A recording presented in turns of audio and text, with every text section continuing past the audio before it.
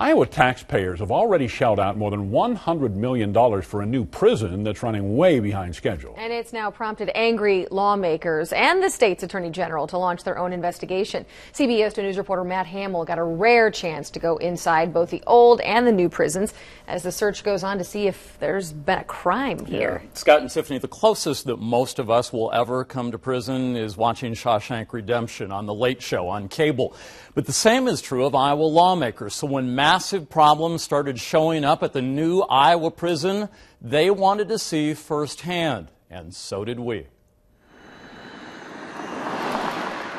The Fort is the oldest prison west of the Mississippi. Parts date back to 1839, decades before the Civil War. It's dark, it's dingy, and while no one wants prisoners living a cushy life, it makes it tough to meet federal guidelines and safety standards. Behind those fences, Iowa's worst offenders, guards with canines monitor murderers, rapists, and child molesters.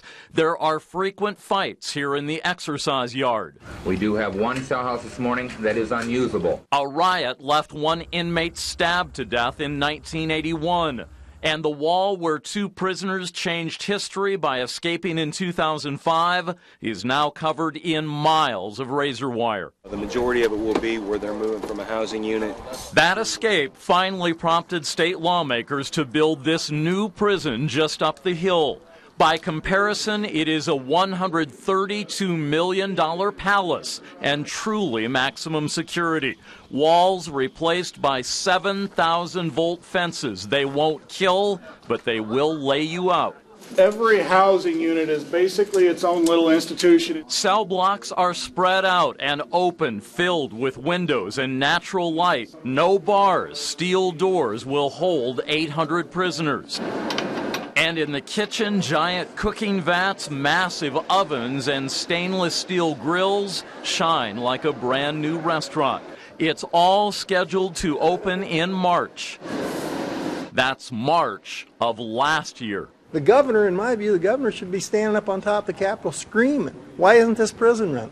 After a year of frustration, state lawmakers came here demanding answers. House Oversight Committee Chair Bobby KAUFMANN wants to see firsthand why the gleaming new lockup has a state-of-the-art geothermal heating system that doesn't work. I'm concerned that it's been delayed. I'm concerned at the mistakes. But lawmakers say this isn't just about a prison that is desperately needed being delayed a year or maybe more.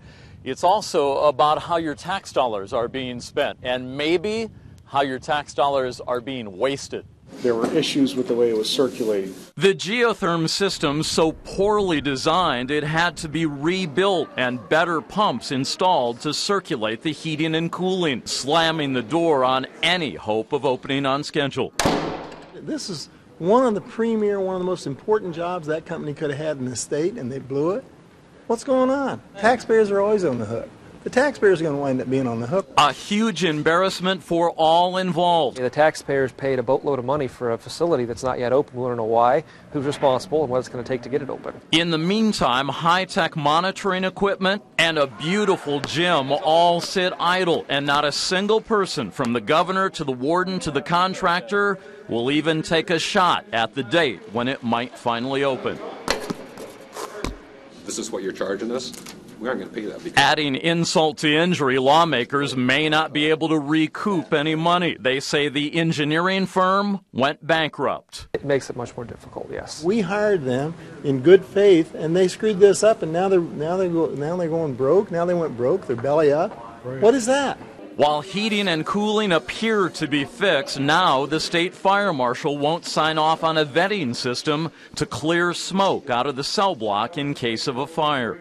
There was just too many mistakes that could have been avoided. State Senator Rich Taylor has a unique perspective. He worked at the old prison nearly 3 decades. He's concerned waiting 3 years to start building here after lawmakers approved the $132 million forced contractors to cut corners to make budget.